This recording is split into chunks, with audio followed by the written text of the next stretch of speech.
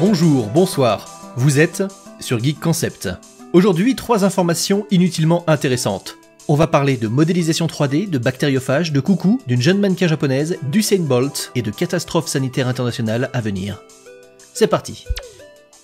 Bactériophage.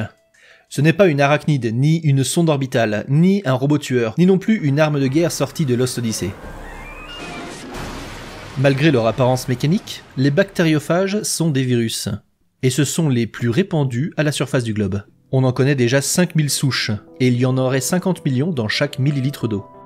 Ils sont inoffensifs pour les humains, les animaux ou les plantes, et s'attaquent uniquement aux bactéries. On en retrouve dans le corps, ce qui nous permet entre autres de réguler notre flore intestinale.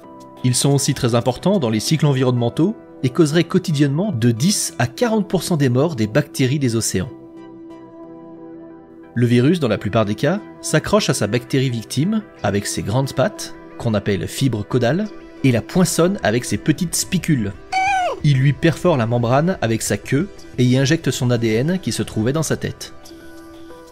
Une fois injecté, le code génétique va remplacer celui de la bactérie, qui va alors lui fournir le travail de duplication et permettre au virus de se multiplier dans son hôte jusqu'à causer sa mort.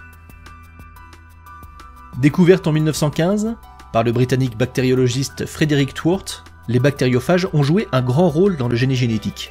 Par exemple, avec ses seulement 5386 nucléotides, quand celui de l'ADN humain en comporte 3 milliards, Phage Physics 174 est le premier organisme dont le génome a été séquencé en 1977 par Frederick Sanger et son équipe, ce qui lui valut son 2e prix Nobel en 1980. Les virus bactériophages sont utilisés depuis des décennies dans le traitement contre les bactéries. Ils servent en médecine classique, en médecine vétérinaire ou encore dans l'agroalimentaire comme conservateurs. Les Russes les utilisent depuis plus de 80 ans, et aujourd'hui encore c'est plus d'1 milliard de boîtes de virus qu'ils consomment chaque année. Aux US, un cocktail de 6 virus à diffuser en spray sur la viande et sur les produits laitiers a été homologué par la FDA il y a une quinzaine d'années pour lutter contre la listeria. En France, l'utilisation des bactériophages semble se réduire depuis le début des années 80 au profit des antibiotiques. Malheureusement, l'Organisme mondial de la santé estime aujourd'hui que la résistance des bactéries aux antibiotiques est l'une des plus graves menaces pesant sur la santé mondiale, la sécurité alimentaire et le développement. Des infections comme la pneumonie ou la tuberculose, qu'on arrivait enfin à facilement traiter, deviennent de plus en plus difficiles à soigner, à cause des bactéries qui ont su s'adapter et développer des capacités d'antibiorésistance. Les médecins et le grand public l'ont bien compris, les antibiotiques, c'est pas automatique. Malgré une diminution des doses ces dernières années, notre bétail ingurgite aujourd'hui 2 fois plus d'antibiotiques que les humains.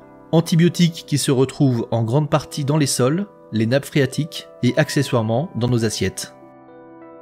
La recrudescence des maladies nosocomiales et l'augmentation de la résistance bactérienne vont certainement pousser de plus en plus d'instituts et de laboratoires à se pencher sur les traitements à base de bactériophages pour combler le manque d'efficacité grandissante des antibiotiques.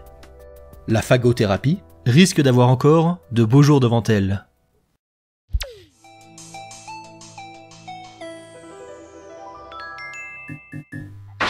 Coucou qui court.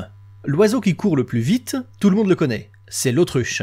Mais l'autruche ne vole pas. Alors, quel est l'oiseau capable de voler qui court le plus vite au monde? Une question particulièrement importante, que vous ne vous êtes jamais posée? Eh bien ne vous inquiétez pas, vous allez tout de même en avoir la réponse. Merci Geek Concept. L'oiseau capable de voler qui court le plus vite du monde est le grand géocoucou d'Amérique du Nord, Geococcus californianus. Il est de la famille des cuculidés, comme le coucou. Plus ou moins 60 cm pour plus ou moins 400 grammes, le géocoucou peut courir facilement à 30 km/h. Mais il aurait été flashé à plus de 40 km/h, donc juste assez pour doubler Usain Bolt. 40 km/h c'est bien loin des 70 km/h de l'autruche. Mais l'autruche ne vole pas, donc il ne court pas dans la même catégorie. Alors, vous n'aviez jamais vu ce coucou courant carrément rapidement? Et pourtant, c'est lui qui a inspiré le célèbre Bip Bip.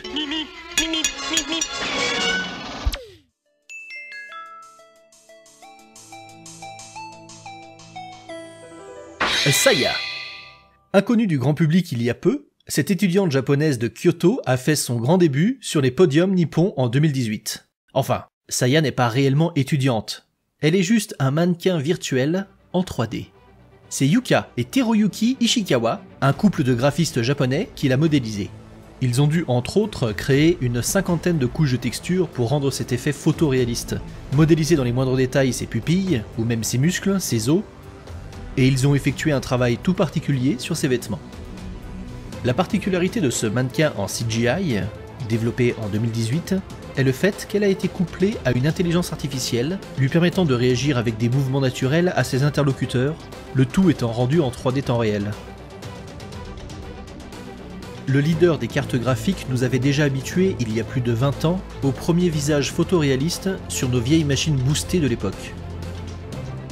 Aujourd'hui, notre monde hyper connecté se remplit de plus en plus de deepfakes, de visages virtuels générés à la volée par des intelligences artificielles, de filtres multiples et d'autres avatars temps réel au réalisme plus ou moins parfait. Saya nous laisse entrevoir la possibilité d'ici très peu de temps d'en avoir chacun un dans sa poche, nous servant d'assistant personnel, de visages de substitution hyper réalistes pour des appels visio, voire de compagnons virtuels. Le Japon étant beaucoup plus ouvert que nous à ce genre d'idées. Les deux créateurs ne s'en cachent d'ailleurs pas en affirmant sur leur site vouloir créer une petite amie virtuelle la plus proche possible d'une personne réelle, pour le meilleur ou pour le pire. President Trump is a total and complete dipshit. This is a dangerous time. Moving forward, we need to be more vigilant with what we trust from the internet. Si tu veux nous remercier pour cette vidéo, un like ou un commentaire, ça nous fait toujours très chaud au cœur. Le partage restant de loin l'action la plus efficace. C'était 3 informations inutilement intéressantes. Bonne journée, bonne soirée, bonne nuit.